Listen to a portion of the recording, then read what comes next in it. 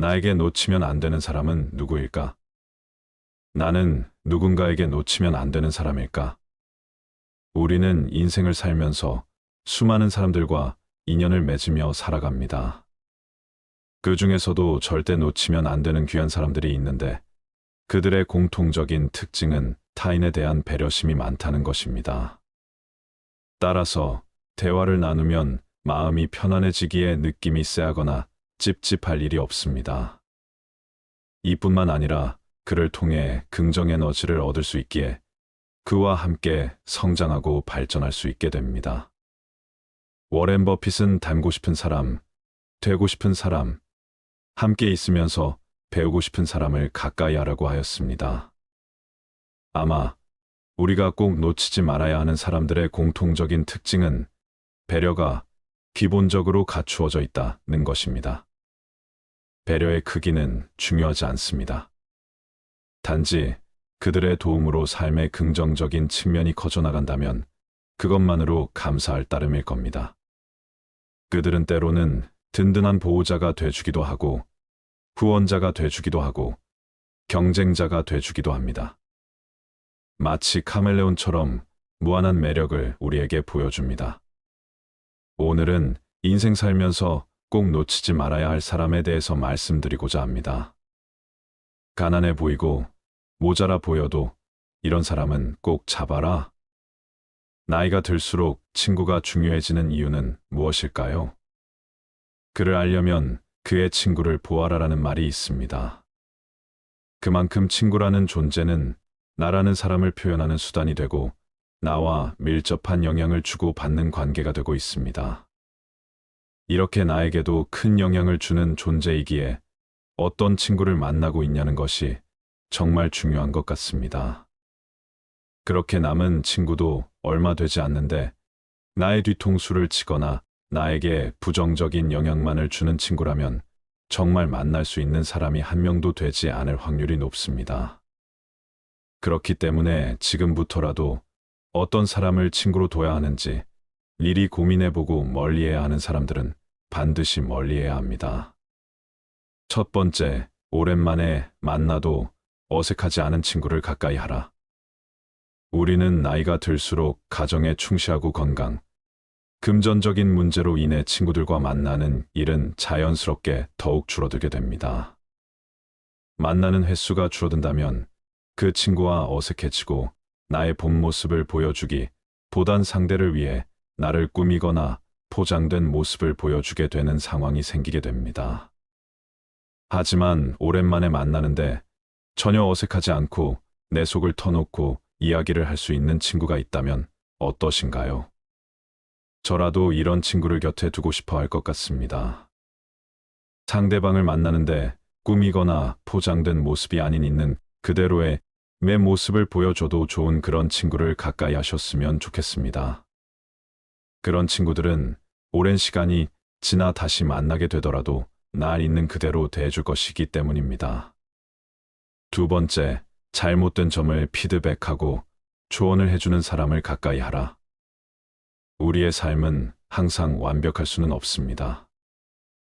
때로는 내가 놓치거나 개선해야 하는 부분을 알아차리지 못하고 넘어가는 일이 생기게 됩니다.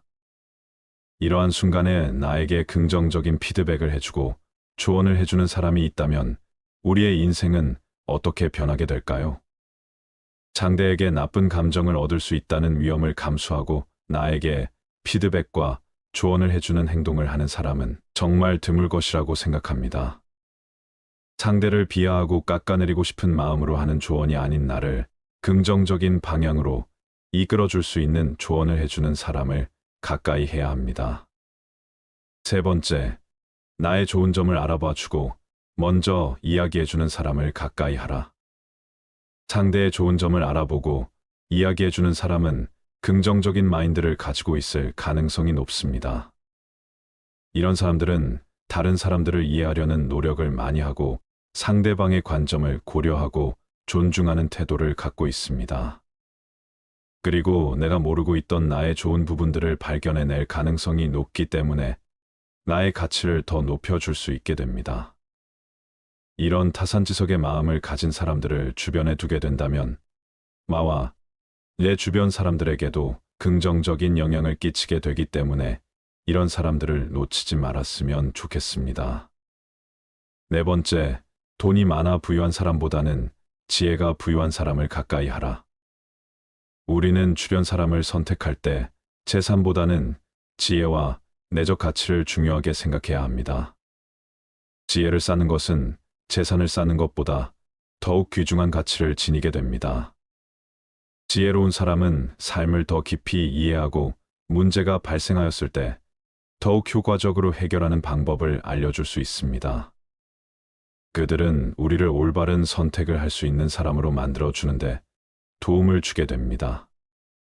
다섯 번째, 작은 것에도 만족할 줄 아는 사람을 가까이 하라. 인간의 만족과 행복은 물질적인 풍요나 외부적인 환경에 의존하지 않고 내면에서 찾아야 합니다. 작은 것에도 만족할 줄 아는 사람은 외부적인 상황에 크게 영향을 받지 않고 내면의 평화를 유지할 수 있는 사람입니다. 탐욕과 욕심이 점점 더 많은 것을 원하는 경향은 때로는 불안정한 행복을 가져오기도 합니다. 하지만 작은 것에도 만족할 줄 아는 사람은 현재의 순간을 소중히 여기고 살아갈 수 있는 능력을 가지고 있습니다. 자소한 것들에도 가치를 느낄 줄 아는 사람들은 나의 삶을 더 풍요롭게 만들어줄 것입니다. 여섯 번째, 변하지 않는 사람을 가까이 하라. 변하지 않는 사람은 흔히 지혜롭고 성숙한 사람을 의미합니다. 그들은 시간과 경험을 통해 형성된 가치관과 지식을 가지고 있어 변덕스러운 일들에 잘 대처할 수 있습니다. 삶은 끊임없는 변화와 불확실성으로 가득합니다. 하지만 이런 변화들 속에서도 변하지 않는 가치와 신념을 가진 사람은 내면의 안정을 유지할 수 있습니다. 이 사람을 가까이 함으로써 우리도 변화에 대한 두려움을 덜고 내면의 평온을 찾을 수 있을 것입니다. 우리는 변화와 불확실성에도 불구하고 변하지 않는 가치를 가진 사람과의 관계를 소중히 여길 필요가 있습니다. 일곱 번째, 절제하며 술을 마실 수 있는 사람을 가까이 하라. 우리는 자기 통제력을 가진 사람들과 교류하는 것이 중요합니다. 음주와 같은 욕구를 절제하며 자기 통제력을 발휘하는 사람은 충동과 유혹을 이기며 더 나은 판단을 하기 위해 항상 노력합니다. 그들을 곁에 둠으로써 우리 또한 자기 통제력을 배울 수 있을 것입니다. 또한 절제하며 술을 마시는 사람은 신체적 정신적으로 건강하기 때문에 더 좋은 소통을 할 수 있게 됩니다. 술을 즐기는 방식의 분별력을 가지고 현명하게 선택하도록 격려해 줄 수 있는 사람과 술을 마시는 것을 가끔 즐기며 상호작용을 하고 휴식을 취할 수 있었으면 좋겠습니다. 여덟 번째, 반성하는 법을 아는 사람을 가까이 하라. 우리는 자기 자신을 돌아보고 인식하는 능력이 있는 사람과 가까이 해야 합니다. 자기 반성은 우리에게 더 나은 판단력을 제공합니다. 자신의 행동과 결정을 되돌아보며 어떻게 더 나은 선택을 할 수 있는지를 배우게 될 것입니다. 반성하는 법을 아는 사람은 자신의 행동을 평가하고 조절할 수 있는 능력을 지니고 있어 나에게 더 현명한 선택을 도우며 미래를 계획하는 것에 도움을 줄 것입니다. 또한 반성하는 사람은 끊임없이 자기 자신을 개선하고 발전시키려는 의지를 가지고 있습니다. 이는 우리가 더 큰 성취를 이루고 더 의미 있는 삶을 살아갈 수 있는 능력을 의미합니다. 아홉 번째, 모르는 것을 모른다고 하는 사람을 가까이 하라. 우리는 자신의 무지를 숨기려고 가짜 지식을 표출하는 사람을 조심해야 합니다.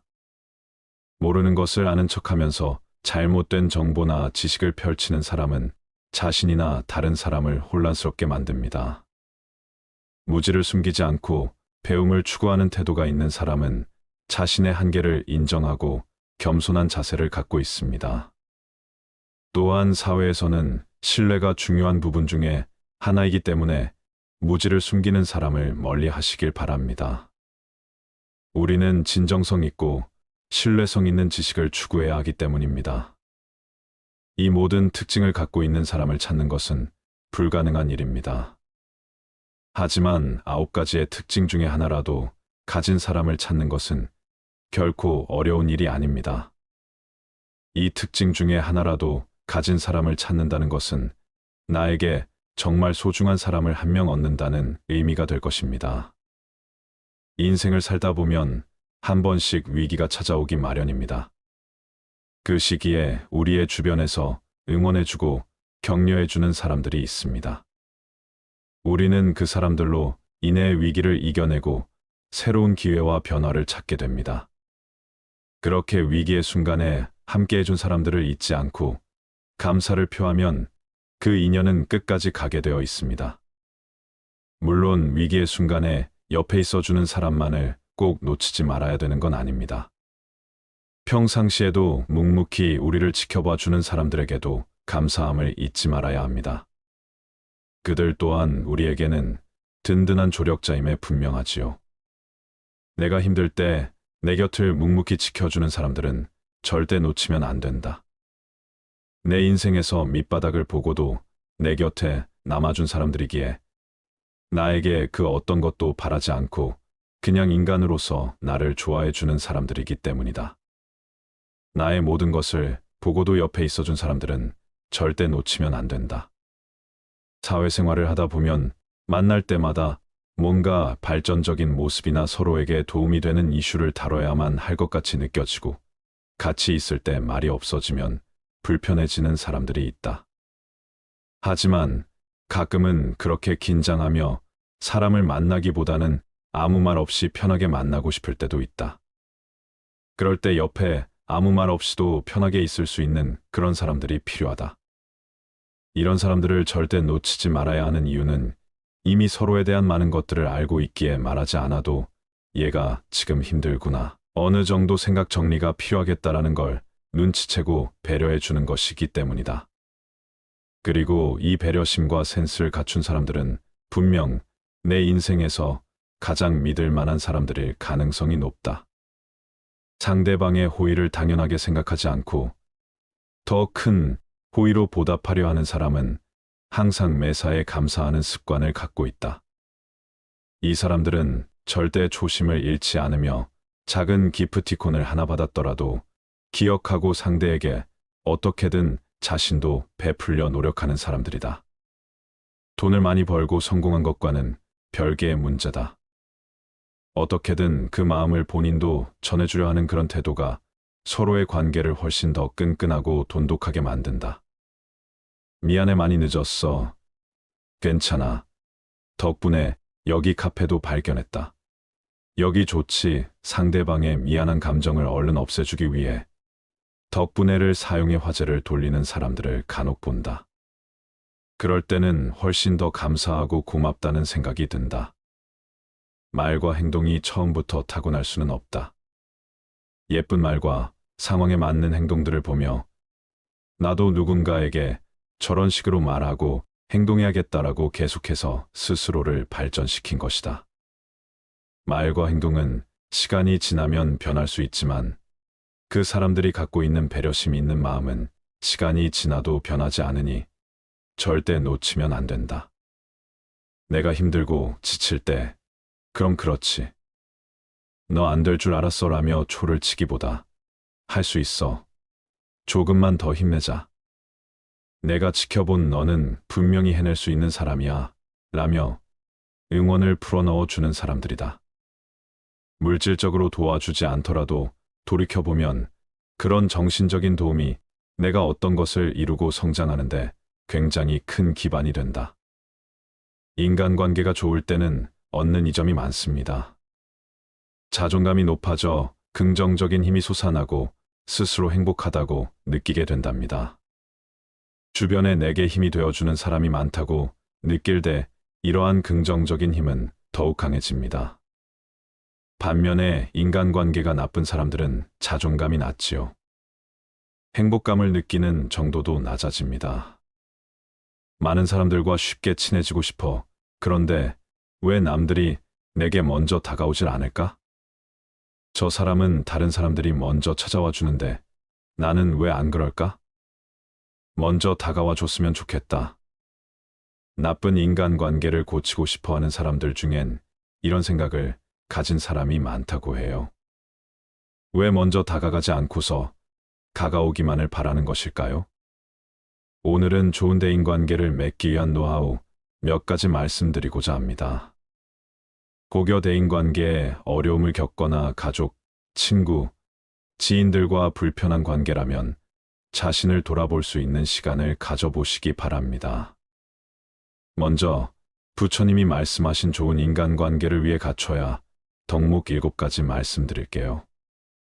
석가모니 부처님은 돈이 없어도 남에게 줄 수 있는 7가지가 있다고 했다. 어느 날 가난하고 되는 일이 없던 이가 석가모니를 찾아가 호소했다. 저는 하는 일마다 되는 게 없는데 무슨 이유입니까? 그건 내가 남에게 베풀지 않았기 때문이다. 저는 아무것도 가진 게 없는 빈털터리입니다. 제가 남에게 뭘 줄 수 있단 말입니까? 석가모니가 말했다. 아니, 그렇지 않다. 재산이 없어도 누구나 남에게 줄 수 있는 게 7가지는 있다. 첫 번째, 얼굴에 화색을 띠고 부드럽고 정다운 얼굴로 남을 대하는 것이다. 좋은 인상은 복을 부른다. 걸핏하면 짜증내고 그 감정을 외부에 쏟아내는 사람을 좋아할 사람은 없다. 웃는 얼굴에 욕하기 어려운 법이다. 두 번째, 말로도 남에게 베풀 수 있다.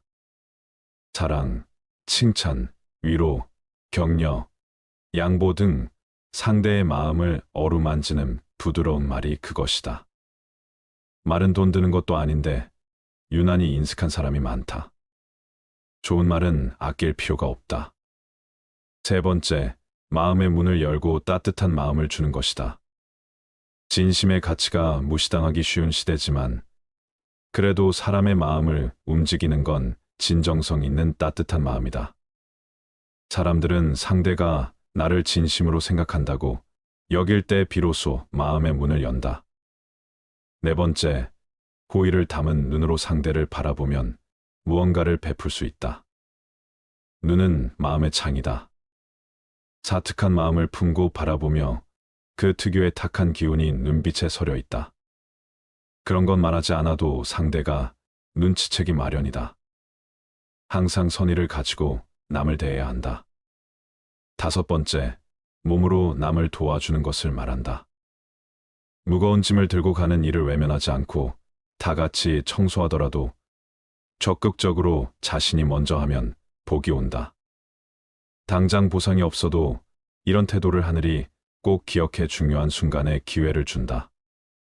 여섯 번째, 때와 장소에 맞게 자리를 내주고 양보하는 것을 말한다.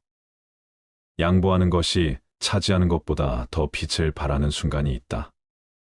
그런 걸 잘 파악해 상대를 배려하면 그 덕이 반드시 더 크게 돌아온다. 사람은 누구나 은혜를 보답하려는 마음이 있다. 7번째, 굳이 묻지 않아도 상대의 마음을 헤아려 도와주는 것을 말한다. 곤경에 처한 이는 자신의 처지를 외부에 쉽게 말하지 않는다. 자존심 센 사람은 더 그렇다. 이렇게 외부에 어려움을 말하지 않는 이를 찾아 먼저 도움 주면 그 가치가 언젠가 큰 빛을 발한다. 위 7가지가 부처님이 말씀하신 좋은 인간관계를 위해 갖춰야 덕목이었습니다. 대인관계가 좋아지기 위해서는 어떤 게 중요할까요? 인간관계가 원활해지기 위한 3가지 주요소를 말씀드릴게요. 첫 번째는 사람의 행동. 두 번째는 그 사람의 말투, 세 번째는 발산하는 에너지입니다. 상대방과 가까워지기 어려운 경우가 발생하죠. 그 반대로 어떤 때는 상대방과 참 잘 맞는다는 생각이 들기도 합니다. 이는 상대방의 행동, 말투, 그리고 에너지 때문입니다. 이 3가지 요소가 대인관계에서 중요한 역할을 차지합니다. 이성을 만나는 것이든 직장 생활이든 심지어 작은 식당이나 가게를 운영한다 할지라도 모두 사람들과의 연결이 중요해요. 손님과의 대화 그리고 말투, 에너지에 따라 성공 여부가 결정되기도 합니다. 결국 인생에서 사람과의 만남이 굉장히 중요한 요소로 작용합니다. 사회생활을 하는 도중에 사람들과 만날 수 없는 경우는 드문 편이죠. 인간관계라는 것이 매우 중요한데 마음이 뒤틀리거나 불안한 감정을 갖는 분들은 상황이 잘 풀리지 않는 경우가 많아요. 직장이나 사회생활이나 결국 다른 사람들과 만나게 됩니다. 혼자 살면 외로움에 시달리기 때문에 인간관계는 어쩌다 보면 필연적인 상황입니다. 그렇지만 여기서 좋은 인간관계, 대인관계를 형성하기 위한 방법들이 있기도 합니다. 바로 좋은 행동, 좋은 말투, 그리고 좋은 에너지를 발산하는 것입니다. 사람들은 행동과 말투를 통해 먼저 인상을 전달합니다. 행동은 급할 수도 있고 점잖게 할 수도 있어요. 그중 가장 눈에 띄는 것이 말투입니다. 소심한 사람들은 주눅 들어 있고 자주 눈치를 보는 편입니다. 이런 사람들은 말투도 소심해요. 소심함과 지나친 자만감은 버리는 것이 좋습니다. 중도의 마음, 행동, 그리고 기운을 갖추면 대인관계가 상당히 원활해집니다. 대부분의 사람들이 실수하는 것은 행동과 기운보다는 주로 말투로 인해 상처를 주거나 사람들과의 관계가 힘들어지는 경우가 발생합니다. 그래서 대인관계에서 가장 조심해야 할 부분은 말투입니다. 말을 잘 표현하면 좋고 유창하게 말하는 것 같이 여러 가지 미사여구를 능숙하게 사용하면 좋겠지만 대부분 우리는 그런 말의 기술을 제대로 배운 적이 없습니다. 스피치 학원을 다닌 분들도 드물고 배웠다 해도 모든 말에 감동이나 사랑스러움이 있지는 않다는 것입니다. 왜냐하면 그 사람의 에너지와 관련이 있으니까요. 즉 말을 아주 멋지게 표현하고 사랑을 전달한다 하더라도 자기만의 고집이 있고 나눔과 봉사가 부족하며 자신의 것만 챙기려는 이기적인 사람이라면 잘 와닿지 않을 것입니다. 마치 거래하는 느낌이 드는 것처럼요. 이는 그 사람의 에너지와 연관되어 있는 것입니다. 기운이란 것은 우리가 살아온 환경과 배경에서 만들어지는 것입니다. 부모의 기운, 형제 남매 간의 기운, 살아온 환경의 기운 등이 그대로 전달됩니다. 따라서 부모의 기운과 자식의 기운이 연결되는 경우가 많습니다. 그러나 성인이 되면 부모의 기운에서 벗어나게 됩니다. 스스로 자립하게 되지만 일부 자녀들은 평생 부모의 기운을 그대로 이어받는 경우가 있습니다. 그 이유는 부모의 과거를 자꾸 회상하고 상상하는 것입니다. 그래서 부모와의 연결고리가 계속 유지되어 부모의 좋지 않은 점을 물려받게 되는 경우가 많습니다. 이 점을 조심해야 합니다. 성인이 된 20살 이후부터는 부모와 별개라는 철학으로 살아가야 합니다. 부모가 돈이 있을지라도 부모로부터 혜택을 받겠다는 생각을 하면 부모와의 연결고리는 점점 강해집니다. 부모님이 주시면 감사한 것이고 기부 등으로 복을 주신다면 그건 역시 감사하게 여기세요. 행운이 돌아오리라 믿어야 합니다. 성인이 되면 부모에게 무엇을 바라지 않아야 합니다. 부모님에 대한 기대도 자제해야 하며 부모 역시 자식에게 바라지 않아야 합니다. 그때부터는 각자 독립된 사람이 되어야 합니다. 그래야 서로 가장 기본적인 부모-자식 관계로서 성장하고 발전할 수 있습니다. 따라서 행동, 말투, 에너지, 기운이 세 가지 모두 균형 있게 맞춰져야 합니다. 이는 부모와의 관계, 자식과의 관계, 그리고 사회생활에서 모두 중요한 요소입니다. 그 중에서 가장 눈에 띄는 것은 말투입니다. 말투는 사랑을 전할 수도 있지만 동시에 상처를 줄 수도 있기 때문입니다. 그렇기 때문에 금지해야 할 말들을 주의해야 합니다. 다음은 대인관계에서 말에 관련해 조심해야 할 것 10가지입니다. 첫 번째로 많은 말을 하지 마라. 많은 말을 하게 되면 실수할 확률이 높아지고 잔소리를 하게 됩니다. 또한 많은 얘기 속에서 핵심적인 좋은 말이 희석될 수 있습니다. 명강의에서도 짧은 강의가 더 효과적이라고 합니다. 따라서 아이나 친구, 직장 동료와의 대화에서도 많은 말을 하지 않는 것이 좋습니다. 이러한 방식이 사람들 간의 거리를 멀게 만들지 않도록 도와줍니다. 두 번째로 금지해야 할 말은 명령조의 말입니다. 부모로서 자식에게 명령하는 말을 사용해서는 안 됩니다. 또한 배우자 사이에서도 서로에게 명령하거나 지시하는 말을 사용하지 않아야 합니다. 마찬가지로 같은 직장에서 상사라고 할지라도 반드시 명령하는 말은 하지 않는 게 좋습니다. 이렇게 하면 어떨까요? 이렇게 하면 어떻게 될까요? 이렇게 여쭤보면 상대방의 의견과 창조력이 발휘될 수 있습니다. 특히 자녀에게 혹은 부하 직원에게 명령을 하면 창조력이 떨어지고 자신의 아이디어나 의견도 사라질 수 있습니다. 항상 배려하는 말투로 대화하는 것이 좋습니다. 명령형으로 얘기하지 말고 배려하는 어조로 말씀하도록 주의해야 합니다. 세 번째로는 너무 빠르게 말하지 마라. 말이 너무 빠르면 사람들의 이해력을 향상시킬 수 없으니 적당한 속도로 말하는 것이 좋습니다. 또한 말 중에는 항상 쉼표를 사용해야 합니다. 쉼표를 사용하여 호흡을 조절해야 합니다.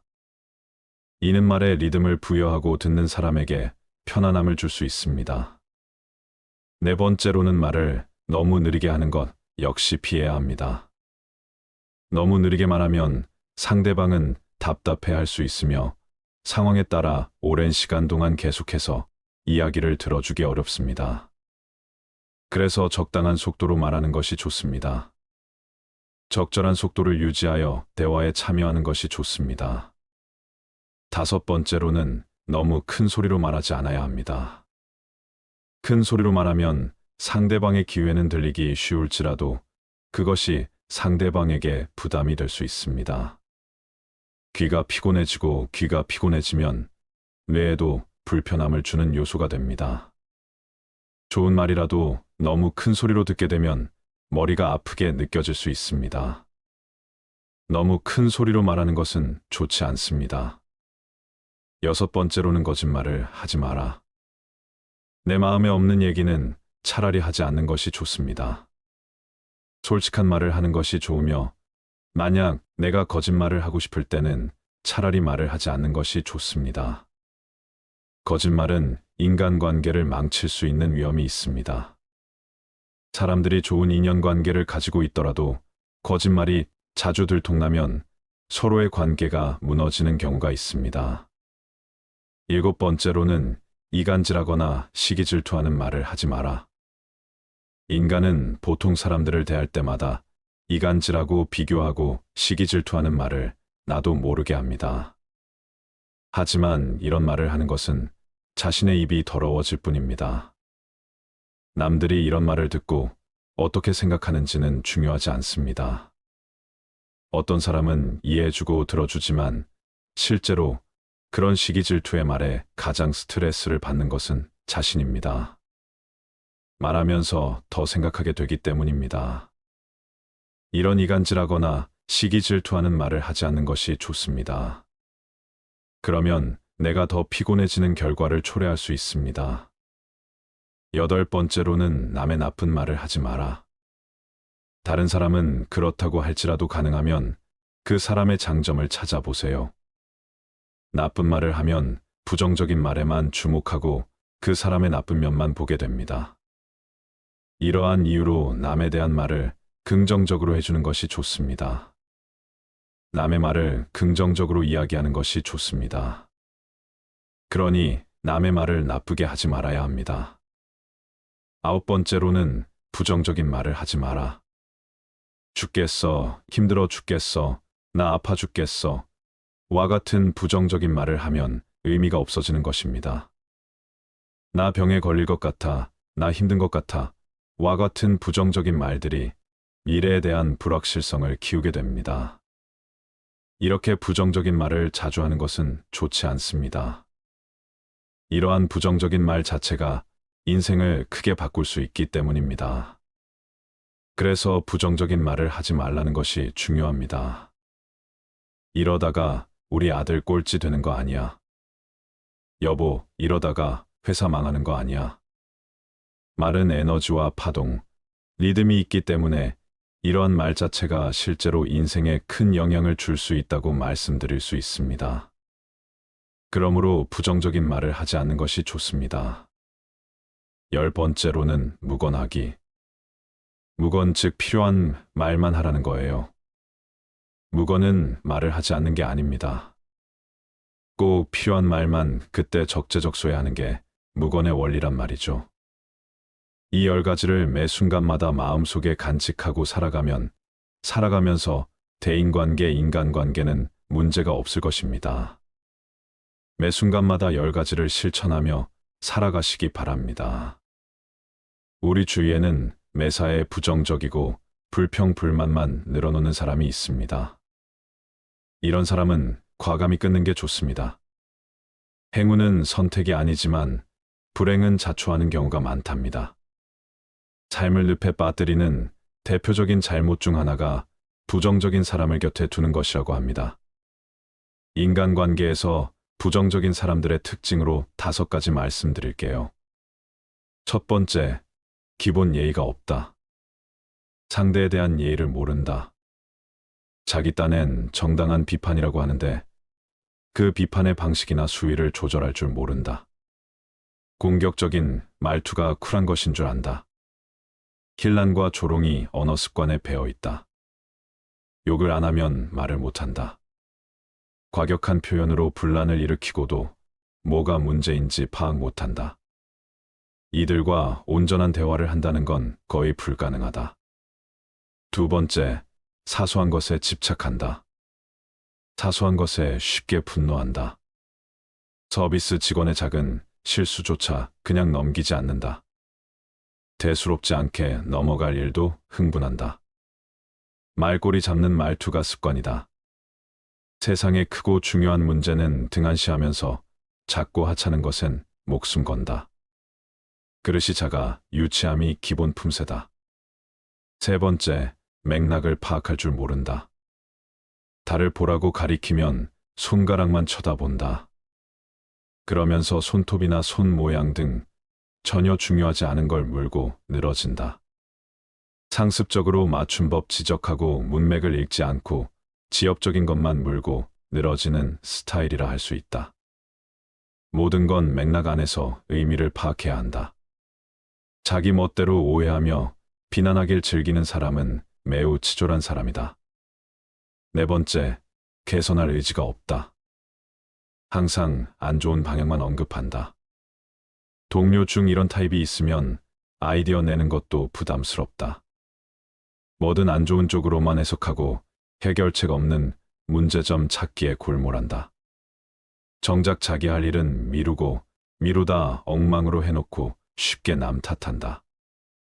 창의력은 핑곗거리 될 때만 발휘한다. 열심히 사는 사람을 비하하면서 자신의 나태함을 정당화한다. 다섯 번째, 자기 성찰이 없다. 자기 반성이 없다. 그래서 본인 잘못을 모른다. 문제의 원인을 밖에서만 찾고 스스로 극복해 나갈 의지는 눈곱만큼도 없다. 이런 타입은 칭찬해도 인색하다. 자신에겐 관대하지만 타인에겐 엄격하다. 색안경을 끼고 세상을 보면 모든 게 이상해 보이기 마련이다. 사사건건 불편한 게 많다면 본인을 먼저 살펴야지 남 탓만 할 일이 아니다. 좋은 인간관계를 맺고 싶다면 멀리해야 할 위와 같은 부정적인 사람은 절대 곁에 두지 마시기 바래요. 공감은 최고의 칭찬입니다. 상대방과의 대화에서 여러분이 표현하는 사소한 공감은 상대방과의 관계 발전에 큰 역할을 할 것입니다. 내가 원하지 않는 것은 상대방 또한 원하지 않습니다. 상대방과 대화를 하거나 행동을 취할 때 내가 듣고 싶지 않은 대화 주제나 내가 하고 싶지 않은 행동은 상대방에게도 요구하지 않아야 합니다. 스스로가 가장 중요한 사람이라는 것을 간과하고 남의 눈치를 보면서 나라는 존재를 상대방에게 모두 맞춰주는 사람이 있습니다. 나를 깎아내리면서 상대방을 높여주는 인간관계라면 지금 당장은 겸손이라는 표현이 어울릴지 몰라도 돌아보았을 때 남는 것은 아무것도 없습니다. 역지사지는 다른 사람의 처지에서 생각하라는 뜻을 가진 사자성어입니다. 매우 간단한 말처럼 보일 수 있지만 인간관계에 있어서 가장 실천하기 어려운 부분인 것 같습니다. 하지만 상대방과 대화를 할 때 역지사지에 대해서 한 번만 더 생각해 본다면 인간관계에 있어서 아주 큰 발전을 이룰 수 있을 것입니다. 남을 내려야 본인이 올라간다고 생각하며 남을 깎아내리는 사람들이 있습니다. 이런 사람들과 어울릴 경우 나 자신이 한없이 작아짐을 느끼기 마련입니다. 어느 누구도 나를 열등하게 만들 권리가 없다는 것을 명심하시기 바랍니다. 내가 원하지 않는 것은 상대방 또한 원하지 않습니다. 상대방과 대화를 하거나 행동을 취할 때 내가 듣고 싶지 않은 대화 주제나 내가 하고 싶지 않은 행동은 상대방에게도 요구하지 않기 바랍니다. 당연한 말이지만 나에게 악영향을 끼치는 주변 사람들을 멀리하고 나를 발전시키고 나에게 이로운 영향을 주는 주변 사람을 가까이 하시기 바랍니다. 악영향을 끼치는 주변 사람은 지금 당장은 달콤한 유혹처럼 함께하면 즐거운 점이 많을 수 있지만 멀리 보았을 때 후회밖에 남지 않을 겁니다. 충고는 내가 모르는 나의 단점을 객관적으로 바라볼 수 있고 스스로를 발전시키는 최고의 방법입니다. 스스로가 잘못한 부분을 모르고 있을 때 옆에서 나를 위한 진심 어린 조언을 해주는 친구, 직장 동료라면 긴 인생이라는 길을 함께 걸어갈 수 있는 친구를 얻은 것과 다름없습니다. 말을 더듬는 한 아이가 있었습니다. 그래서 그 아이는 자신감이 많이 떨어져 있었습니다. 그의 어머니는 아이에게 말했습니다. 그건 내 머리가 정말 좋기 때문이란다. 너의 혀가 너의 똑똑한 머리를 쫓아갈 수 없어서 말을 더듬는 거란다. 라고 일러주며 용기를 북돋아 주었습니다. 그 아이는 커서 세계적인 기업의 CEO인 잭 웰치가 되었습니다. 어머니의 칭찬이 없었다면 세계적인 인물이 될 수 없었을 것입니다. 칭찬은 한 사람을 바꾸는 큰 힘을 가진 단어입니다. 내가 성공하고자 한다면 나와 함께 험난할 길을 싸워줄 친구가 있어야 하는데 쉬우면서도 어려운 칭찬 한마디에 평생을 함께 걸어가 줄 친구가 생기는 것입니다. 현재 여러분의 주변에 있는 많은 사람들에게 칭찬을 해보는 건 어떨까요? 우리 삶을 방해하는 두 가지 요소가 있다. 하나는 어느 것도 끝내지 않는 것이요. 다른 하나는 어느 것도 시작하지 않는 것이다. 남을 부러워하거나 질투하지 마라. 경계하지도 마라. 오로지 최상의 자신을 만들어가는 것에만 몰두하라. 다른 사람이 무엇을 하건 상관하지 말라. 오직 자신이 무엇을 하고 무엇을 하지 말아야 할지 자신의 일에 대해서만 집중하여 생각하라. 스스로의 마음을 다스려 온전히 한 곳으로 집중할 수 있다면 그 어떤 일이든 모두 해결할 수 있다. 남을 위해서가 아니라 너 자신의 행복을 위해 선을 베풀어라. 신의 지혜를 선물로 받아라. 내 눈과 마음을 새롭게 하여 선을 베푸는 그 자체에서 기쁨을 누리는 가장 행복한 사람이 되라. 모든 것은 마음가짐에 따라 이루어진다. 사악한 마음으로 말하거나 행동하면 괴로움은 그 사람을 따라다닌다. 반대로 깨끗한 마음으로 말하거나 행동하면 행복과 보람이 그 사람을 따라다닐 것이다. 부처님 말씀을 토대로 노년의 행복을 위하여 몸과 마음의 건강을 지키는 방법 6가지를 말씀드리겠습니다. 첫 번째, 노후에는 적게 먹어라. 음식이 아무리 맛이 있더라도 제 양을 초과하여 먹어서는 안 된다. 오직 기력을 도와 몸을 이롭게 하는 데에서 그칠 줄 알아야 한다. 수행자는 음식을 탐닉해서는 안 된다.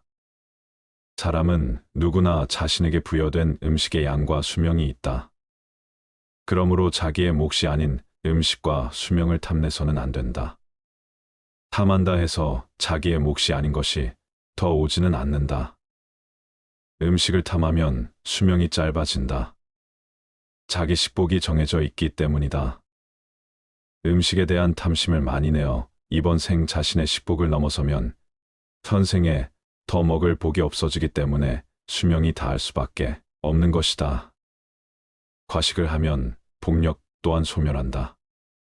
과식을 하는데도 오래 산다면 그 사람은 삶이 불행해지기 쉽다.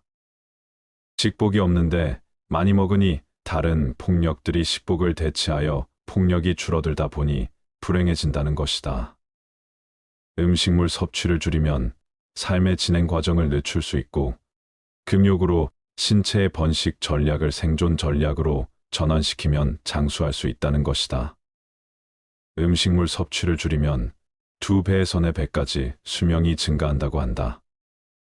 이후야 어찌되었든 과식은 수행자에게 여러모로 도움이 되지 않는다. 과식은 정신을 혼란하게 만들며 온갖 욕구와 번뇌를 불러일으키고 고요한 선정에 이르지 못하게 한다. 소식을 하면 몸도 마음도 경쾌하고 가벼워 쉽게 선정과 지혜를 얻을 수 있다. 2번째, 술을 멀리하라. 술을 많이 마시면 몸과 마음이 가난해진다. 그러면서도 재물을 가벼이 여기고 사치를 좋아하여 집안을 망쳐 온갖 화를 부르게 된다. 또한 남들과 노름을 즐기고 다른 여색을 엿보게 된다. 술은 온갖 환난의 근본이요 재앙의 근원이다. 술은 독 중의 독이요 병 중에서도 고질병이다. 술은 날카로운 도끼 같아 착한 마음을 손상시키고 괴로움을 부른다. 술을 좋아하는 자는 부끄러움도 몰라 남의 경멸을 받게 된다. 그러므 술을 마실 때는 언제나 절제하는 마음을 가져야 한다. 술은 지혜의 종자를 끊고 어리석음의 결과를 불러온다고 한다. 사람의 정신을 휩쓸고 가는 것은 술만한 것이 없다. 술이야말로 재앙의 근원이고 환난의 근본이다. 과도한 술은 착한 마음을 손상시키고 괴로움을 부르며 경멸을 받게 된다. 술을 마실 때는 언제나 절제하는 마음을 가져야 한다.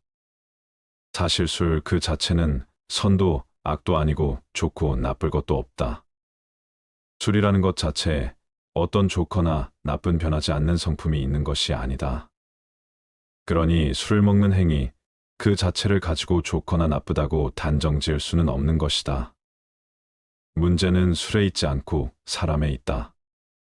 잘못이 있다면 술 자체가 잘못이 아니라 그 술을 먹는 사람에게 있는 것이다. 술을 먹고 정신을 잃어버리거나 취한 정신으로 온갖 악행을 한다면 그것은 술이라는 경계에 휘둘리는 것이다. 술이라는 것도 하나의 경계에 불과하다.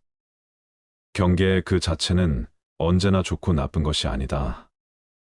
다만 경계를 받아들이는 사람에게 허물이 있을 뿐 술이라는 경계에 휘둘리지 않고 내 스스로 술이라는 대상의 마음을 빼앗기지 않으며 스스로 절제하고 다스릴 줄 아는 사람에게 술은 나쁜 것이라고 할 수 없다. 한두 잔의 술로서 인간관계를 가꾸어가며 술이라는 도구로서 삶의 윤활유로 삼을 수도 있지만 자칫 잘못하면 술이 인간을 망치는 도구가 될 수도 있는 것이다. 내 중심을 잡고 내 안의 주인공이 나를 이끌고 가야지 술이라는 경계가 나를 이끌고 가게 해서는 안 된다. 술이라는 경계에 휘둘리지 말라. 절제하며 게으르지 마라. 생활의 즐거움만을 쫓아 구하고 모든 감관을 보호하지 않으며 마음의 정도가 없고 겁이 많으면 악마는 마침내 그를 뒤엎는다. 바람이 약한 풀을 쓸어 넘기는 것처럼 생활의 즐거움만을 구하지 않고 모든 감관을 잘 지키며 먹고 마의 절도가 있고 항상 정진하여 믿음이 있으면 악마는 그를 뒤지 못한다. 생활은 조금 불편해야 좋은 것이라고 한다. 너무 편하면 게을러지고 자신의 빛을 잃을 수 있기 때문이다. 눈, 귀, 코, 혀, 몸을 가만히 내버려 두고 보호하지 않으면 이내 그 육신의 감각은 좋은 것만을 가리게 되고 욕망에 뒤덮인다. 그러면 나아가 먹고 마시는 일에 절제가 없어지고 몸은 게을러져 어떤 일도 스스로 해 나갈 수 없게 되며 나약해지고 겁이 많아지게 마련이다. 그랬을 때 그 나약한 마음의 틈을 타고 악한 생각이 들어오고 온갖 마장이 들끓게 된다.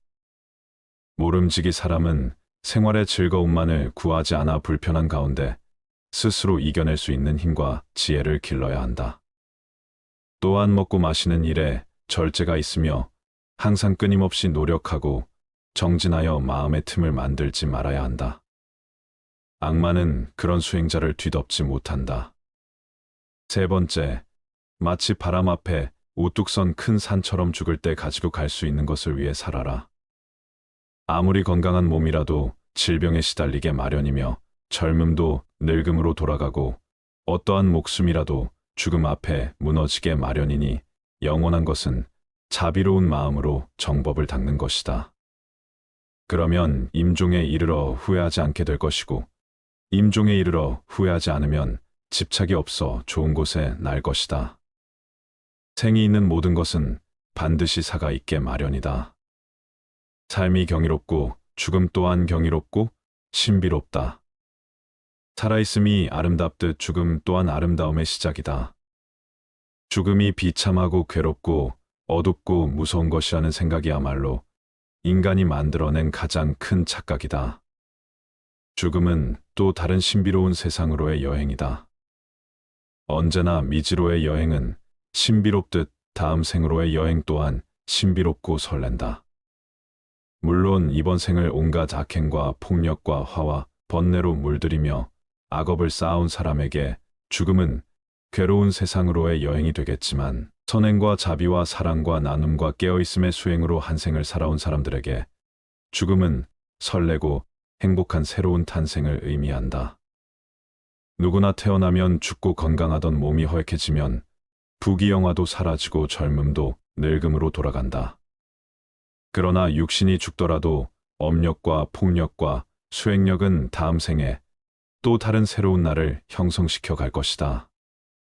선업을 짓고 자비로서 복을 짓고 깨어있음에 수행을 행한 이는 임종에 이르러 후회하지 않을 것이고 후회가 없고 집착이 없는 이는 반드시 좋은 곳에 날 것이다. 죽음을 준비하는 것은 곧 삶을 어떻게 살아갈 것인가를 준비하는 것이다. 웰다행이 곧 웰빙의 바탕이다. 지금 이 순간 임종이 닥친다면 후회가 없을 것인가? 업과 복과 수행 앞에서 부끄럽지 않을 수 있겠는가? 죽고 나서 가지고 갈 수 없는 것들의 목숨을 거는 어리석은 삶을 그만두라. 죽고 나서 가지고 갈 수 있는 것들이야말로 참되다.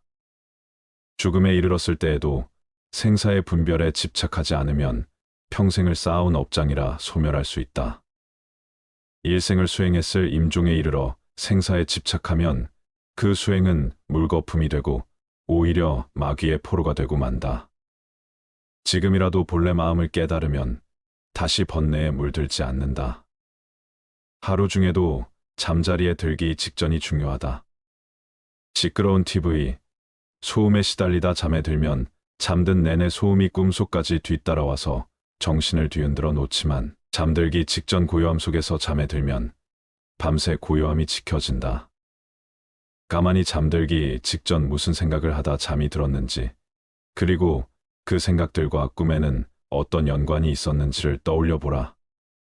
잠들기 직전의 생각이 온통 꿈속까지 휘젓고 다니며 단점을 방해하고 있음을 알아차리는 데는 그리 많은 노력이 필요하지 않다.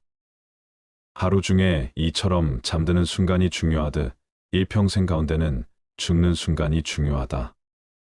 아무리 일평생 수행을 잘했다 하더라도 죽는 순간 생에 집착하여 미련을 못 버린다면 그간의 모든 수행은 물거품이 되고 오히려 마귀의 포로가 되어 헤매고 말지만 죽음에 이르러 생에 집착하지 않고 냉철한 깨어있음으로 죽음의 순간을 지켜본다면 일평생의 수행을 뛰어넘는 결과를 얻을 수도 있다. 죽는 순간 생사에 집착해 자유롭기 위해 사는 순간에도 끊임없이 생사의 집착을 놓아버리는 공부를 하는 것이다. 하루하루의 삶이 깨어있으며 집착을 버리고 욕망을 거스르며 온갖 번뇌를 놓아가는 쪽으로 비움과 수행의 삶을 사는 사람에게 죽음은 삶의 연장이다. 삶의 순간순간을 어떤 방식으로 살았느냐에 따라 죽는 순간을 어떻게 대처하느냐가 결정되어지기 때문이다. 올바른 웰빙이란 웰다잉과 다르지 않다. 웰다잉을 위해 죽는 순간에 공부를 위해 사는 순간, 생사에 집착 없이 올바로 죽는 연습을 하는 것이다. 생사를 비롯한 양극단의 모든 분별을 죽이는 것이야말로 참말로 잘 죽는 웰다잉이다. 네 번째, 더 이상 애쓰면서 살지 마라. 부모에게 받은 이 몸은 마치 시방의 허공을 입으로 불면 미진의 티끌이 있는 듯 없는 듯함 같으며 맑은 큰 바다에 거품이 흘러가면서 생겼다가 사라졌다함과 같다. 겉모습과 몸매와 외모가 중요한 세상, 이런 세상이야말로 이 세상이 얼마나 정신적인 타락의 길을 걷고 있는지를 증명해 주고 있다. 바깥에 보이는 것에 휘둘린다면 내면에 중요한 것은 뒷줄 신세를 면치 못한다. 몸의 실체는 어떠한가? 그것은 꿈과 같고 환술 같고 거품과 같고 그림자와 같고 티끌과 같다. 이런 몸을 무얼 그리 사랑하고 애착하는가? 그래서 옛 스승들은 이 몸을 똥주머니라는 똥만 잔뜩 넣어 가지고 다니는 똥주머니라고 했다. 똥주머니를 위해 무얼 그리 치장하고 내세우며 어여삐 여기는가? 몸 안의 온갖 내장이 기관들 똥오줌을 다 끄집어내 보면 얼마나 더럽고 흉측한 것인가? 그걸 다만 이 하얀 살결에 포장한 것에 지나지 않을 뿐이다. 살결에 포장한 것을 조금 잘했다고 예쁘다 하고 못했다고 못났다고 차별할 일이 무엇인가? 모두가 한낮 뜬 구름과 같고 바다에 뜬 거품과 같으며 꿈과 같고 그림자와 같은 것일 뿐이다. 다만 마음이 중요한 것이다. 몸을 중요시 여기는 그 마음이 우리 몸을 더욱 더럽히고 욕되게 만든다. 몸에 얽매이고 집착할수록 정신은 공허하게 총기를 잃고 만다. 그러니 몸 형상 모습 생김새를 탓하지 말고 또 얽매이지도 말자. 몸을 이제 그만 놔둬라. 다섯 번째, 부모님을 잘 섬기고 부모님께 효도하라. 부모님 공경이 곧 부처님 공경이다. 부모님은 나를 낳아서 나로 하여금 도를 배우게 하심으로 모든 남자는 나의 아버지이며 모든 여인은 나의 어머니로 알아라. 이제 깨달음을 얻는 것은 다 부모님의 은혜이니 사람이 도를 배우고자 하면 먼저 효도로 정진하지 않으면 안 된다. 부모님의 은혜는 부처님의 은혜와 동등하고 부모님을 섬기는 데서 오는 과보는 불보살님을 섬기는 데서 오는 과보와 동등하다. 부모님께 효도를 베푼다면 이 세상의 모든 선행에 으뜸이 된다. 부모님이야말로 지금의 나를 개 한 뿌리이며 근원적인 인연이기에 부모님이나 부부 자식처럼 나와 가까운 인연은 곧 내 안에 업이 투영된 관계라고 볼 수 있다. 그들 속에서 나를 볼 수 있어야 한다. 그들과 나와의 관계는 곧 내 안에 업을 녹이는 공부이고 나 자신을 성장시켜가는 마음, 공부의 생생한 현장이다. 업장 소멸에 열린 장이 바로 가족이며 부모다. 그렇기에 부모에 대한 효도야말로 우주적인 순리를 따르는 수행이 자비의 시작이다. 부모님과의 관계가 바르지 못하다면 그 첫 단추가 사회생활의 모든 단추를 흐트러지게 만든다. 가족과의 관계, 그 기초 위에서 모든 타인들과의 인연이 성숙되어 가는 것이다. 특히 효도는 모든 자비와 지혜의 첫 단추와 같다. 그래서 부모님을 공경하는 것은 곧 부처님을 공경하는 것과 같다고 하는 것이다. 부모님처럼 가장 가까운 인연을 소중하게 간직할 수 있어야 한다. 가장 가까운 인연이야말로 내 업의 나눔이니 부모님과의 관계가 껄끄럽고 아름답지 못하다면 그것은 부모님과의 닦아야 할 업이 많은 연유이다. 부모님을 잘 섬기고 부모님께 효도하라. 그것이 업장 소멸의 매우 빠른 길이고 모든 공덕이 그로 인해 시작된다. 어리석은 범부들은 나를 나라고 보아 나에 집착한다. 그러나 필경에는 나도 없고 내 것도 없나니 나를 비우고 내 것이라는 생각도 비워야 한다. 법이란 생각을 일으키면 나와 법이 생기고 법이란 생각이 사라지면 나와 법도 사라진다. 내 자식이다, 내 재산이다 하면서 어리석은 사람은 괴로워한다. 사실 내 몸도 나의 것이 아닌데 어찌 자식이나 재산이 나의 것일 수 있겠는가? 내 자식이다, 내 재산이다, 내 생각이다, 내 것이다 하는 것은 다 어리석은 생각이다. 나도 내가 아닌데 내 몸도 이번 한 생 잠시 쓰고 나면 이 우주에 돌려주어야 하는데 하물며 내 소유를 어찌 내 것이라고 할 수 있겠는가? 잠시 빌렸을 뿐이다. 내 몸도 우주법계에서 잠시 빌어다 쓰는 것이고 내 소유도 잠시 법계에서 빌어다 쓸 뿐이다. 그러니 집착할 것이 없다. 내 몸도 이 우주에서 품어낸 온갖 음식을 잠시 빌려 유지하고 있을 뿐이고 내 생각도 이 세상의 수많은 생각들을 인연 따라 잠시 채용하여 내 식대로 조합해 쓰고 있을 뿐이며 내 자식도 우주적인 법계의 인연과 업의 법칙에 따라 잠깐 부모의 몸을 빌어 나왔을 뿐이다. 세상 모든 것들이 이처럼 다른 모든 존재들 의지하여 다만 잠시 그 모습을 취하고 있을 뿐이다. 세상 모든 존재는 우주의 것이며 다른 모든 존재들의 것이다.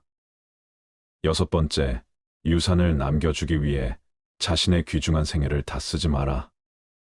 내가 곧 이 우주이며 또한 나는 이 우주의 모든 존재들과 긴밀하게 연결되어 있다. 그러니 어찌 내가 누구를 가지고 내가 무엇을 집착하고 누가 무엇을 소유할 수 있겠는가? 온 우주는 전체에 의해 존재하며 전체에 의해 소유되고 있는 것이다. 그런 신성한 우주적인 것에 내 것이라는 울타리를 치면서부터 우리는 우주로부터 진리로부터 외면받고 있다.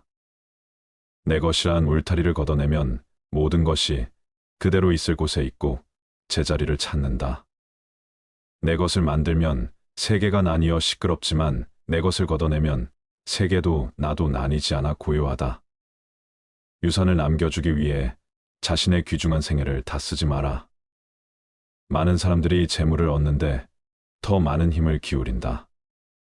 우리들 이웃을 보면 저마다 돈벌이에 바빠서 개미처럼 동으로 뛰고 서로 뛰고 급하게 서두르고 악착 같다. 돈 아니면 거들 떠보지 않는 상태로 자신을 방치해 버리기도 한다. 사람들은 돈을 벌면 대부분 쌓아두거나 모은 돈을 통해서 더 큰 돈을 벌 생각을 한다. 그리고 그렇게 힘들게 번 돈조차 기꺼이 써버리고 만다. 다행히 어떤 사람이 생애를 무사히 마칠 때까지 별탈 없이 돈을 엄청나게 벌었다 치자 그동안 그가 땀을 쓴 보람으로 남은 것은 단지 황금 덩어리일 뿐 이제 귀중한 세월은 다 써버리고 말았다. 남은 그 황금 덩어리를 남에게 물려줄 일만 남은 것이다. 그런 생애가 혹시 남 보기에는 호화롭고 멋지게 보일지 모르지만 그는 사실상 인생을 잃기 위해 돈을 벌었으며 남에게 빼앗기기 위해 돈을 번 것이나 마찬가지다. 돈을 벌어서 써보지도 못하고 유산으로 남겨주기 위해 귀중한 인생을 낭비했다. 그는 참으로 허망한 일을 했으며 잊힌 생애를 살았다고 말할 수밖에 없다. 평생을 의식주의 호화호식 위에 악전고투를 하며 사는 것처럼 어리석은 일은 없다. 더구나 대체로 대한 유산을 물려받은 사람들은 순식간에 재산을 탕진하는 일들을 주위에서 흔히 보아왔다. 그렇다면 그는 자신의 인생도 돈을 위해 망치고 유산을 물려준 자녀까지 망치는 일을 자행해온 셈이 된다. 명예는 보배롭고 명성은 탐나는 것이지만 그것은 소수의 비범한 자에게만 허용되는 왕관이다. 그리고 그것은 돈으로도 살 수 없는 값진 것이다. 그러나 사람들은 명예의 월계관보다 재물을 더 선택하고 있다. 과연 돈이 많으면 남들이 떠받들 것이다라는 말이 사실이며 그것이 과연 행복을 가져다 줄 것인지는 의문이다. 모두가 그토록 바라던 순간은 바로 지금이다. 비록 100년을 살지라도 마음이 어리석다면 고요한 마음으로 하루를 사는 것만 못하다. 비록 100년을 산다고 하더라도 마음이 어리석고 탐욕스럽고 성냄을 일으킨다면 차라리 고요하게 그 마음을 비추며 한순간을 보내는 것보다 못하다. 살면서 탐내고 어리석음을 지으면 그것이 다 번뇌가 되고 업이 되어 윤회의 수레바퀴만 더욱 길어지게 만들 뿐이지만 고요하게 그 마음 비추며 한순간을 보낸다면 억겁의 윤회를 쉬게 할 것이기 때문이다. 한순간을 살더라도 고요한 마음으로 마음을 비추며 영상 속에서 산다면 어리석은 마음으로 100년, 1000년을 사는 것에 비할 수 없는 공덕이 생긴다. 어리석은 세월은 날이 갈수록 업장만 늘리게 되지만 고요한 한순간의 명상은 업을 소멸하고 지혜를 움트게 한다. 시간이란 환상일 뿐이다. 아무리 오랜 시간일지라도 단 한순간의 평화와 맞바꿀 수 없다. 지금은 바쁘고 정신이 없으니 나중에 기도하겠다는 사람, 지금은 삶이 버거우니 노후가 되어 조용할 때 수행하겠다는 사람, 지금은 돈이 많지 않으니 훗날 돈을 많이 벌게 되면 그때 가서 보시하겠다는 사람, 그들은 100년, 1000년보다도 더 소중한 지금 이 순간이라는 인생의 클라이막스를 놓치고 있는 것이다. 지금 행하지 않으면 더 이상 시간은 없다.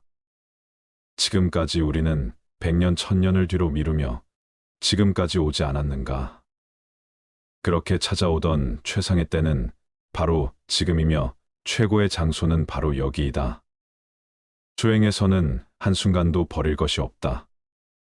한순간이라도 마음을 고요히 하고 비추어 보라. 찬란한 지금 이 순간을. 부처님 말씀을 토대로 노년의 행복을 위하여 몸과 마음의 건강을 지키는 방법을 말씀드렸습니다.